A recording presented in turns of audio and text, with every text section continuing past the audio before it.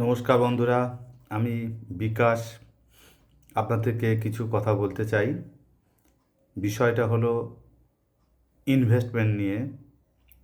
তো ফিজিক্সে একটা কথা আছে যে পদার্থের জাড্য ধর্ম। এর মানে হলো যে পদার্থটা যে রূপে থাকে সেই রূপেই থাকতে চায়, সেই রূপ থেকে অন্য রূপে সে পরিবর্তন করতে চায় না। এটাকে বলে পদার্থের জাড্য ধর্ম। তো আমাদেরও মানুষদেরও একটা ধর্ম আছে এরকম, যে আমরা যেটা করছি সেটাই থাকতে চাই, সেখান থেকে নতুন কিছুতে আমরা যেতে চাই না। এই জাড্য ধর্ম থেকে যদি ভেঙে না আমরা বেরিয়ে আসি, তাহলে আমাদের কিন্তু কোনো কাজেই সাফল্য আসবে না বা কোনো উন্নতি বা পরিবর্তন আসবে না। তো আমরা পুরনো দিনের যে ইনভেস্টমেন্টগুলো করে আসছি ব্যাংক পোস্ট অফিসের গতানুগতিক ইনভেস্টমেন্ট, সেই ইনভেস্টমেন্টগুলি আমাদেরকে রিটার্ন দেয় 5 to 6% অর 7%-এ কম্পাউন্ডিং। কিন্তু বর্তমানে মার্কেটে ইনফ্লেশন মানে দ্রব্যমূল্য বৃদ্ধির হার আছে প্রায় 9-10%। সেখানে আমার রিটার্ন যদি 6-7%-এ দেয়, তাহলে আমি অ্যাকচুয়াল কোনো গ্রোথ করছি না। আমরা যদিও টাকাটার ব্যাংক পোস্ট অফিসে রাখছি, একটা ইন্টারেস্ট আমরা পাচ্ছি, কিন্তু মার্কেটে পারচেস পাওয়ারের তুলনায় কিন্তু গ্রোথ করছি না। এই পারচেস পাওয়ারের তুলনায় বেশি গ্রোথ করতে গেলে আমাদেরকে ইনভেস্ট করতে হবে মিউচুয়াল ফান্ডে বা স্টকে। তো ডাইরেক্ট স্টকটা খুবই রিস্কি আছে, সেই তুলনায় মিউচুয়াল ফান্ড অনেক কম ঝুঁকিপূর্ণ।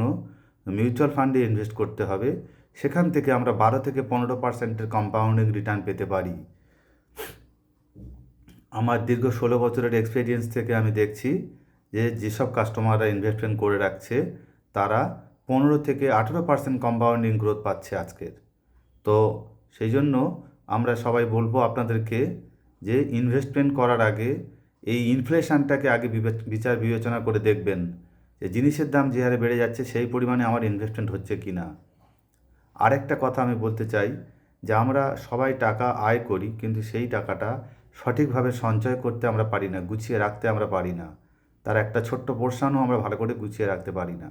আর যদিও বা সেটা রাখি, সেটা আমরা ব্যাংক সেভিংস অ্যাকাউন্টে রেখে দিই, যেটা আমাদের 3-4%-এ গ্রোথ করে।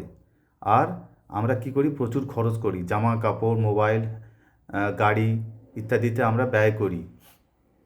তো ফিজিক্সের আরেকটা ছোট্ট কথা আমি বলবো, সেটা হচ্ছে পদার্থের ভৌত পরিবর্তন আর রাসায়নিক পরিবর্তন। আমরা টাকা দিয়ে যদি গোল্ড কিনি, জমি কিনি, বাড়ি কিনি, সেটা কিন্তু আবার পুনরায় আমরা টাকায় পরিবর্তন করতে পারবো বিক্রি করে। এটাকে বলে ভৌত পরিবর্তন। কিন্তু আমরা কি করি, রাসায়নিক পরিবর্তন করে দিই। মানে আমরা টাকা দিয়ে মোবাইল ফোন কিনি, আমরা টাকা দিয়ে জামা কাপড় কিনি, প্রয়োজনের থেকে অনেক বেশি অপ্রয়োজনীয় জিনিসপত্র আমরা কিনি, যেটা কিনা জীবনে আমাদের আর টাকায় পরিবর্তন করা যাবে না, টাকায় ফেরত আসবে না। এই এই যে রাসায়নিক পরিবর্তনটা আমরা করি করে আমাদের প্রচুর টাকা আমরা নষ্ট করি, আমাদের আয়ের একটা বড় অংশ টাকা আমরা নষ্ট করি। সেটাকে যদি আমরা ইনভেস্টমেন্ট করতে পারি মিউচুয়াল ফান্ডে, তো একটা বিশাল টাকার ফান্ড তৈরি করা যায়। আমি একটা ছোট্ট উদাহরণ হিসেবে দেব, যে যদি আমরা মাসে 2,000 টাকা বাঁচাতে পারি এবং সেটা যদি 15 বছর মেয়াদ আমরা বাঁচাই, প্রতি মাসে 2,000, তাহলে 15% কম্পাউন্ডিং গ্রোথ ধরে আমি বলছি যে 3,60,000 টাকা আমার ডিপোজিট হবে, আর আমার ইনভেস্টমেন্ট ভ্যালুয়েশন দাঁড়াবে 12,32,000। আর যদি এটা আমরা 20 বছর করতে পারি, 240 মাস, তাহলে আমার 4,80,000 টাকা ডিপোজিট হবে। আমার টোটাল ফান্ড ভ্যালু তৈরি হবে 26,5 লাখ, যেটা দিয়ে কিনা আমরা একটা খুব বড় ধরনের কাজ করতে পারি। আমাদের ছেলেদের পড়াশোনা, বিবাহ এবং আমরা বয়সকালে পেনশন, প্রভিডেন্ট ফান্ডের মতো আমরা এটাকে কাজে লাগাতে পারি।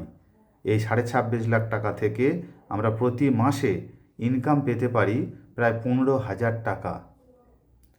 তো আপনারা এটা নিয়ে একবার বিবেচনা করে দেখবেন।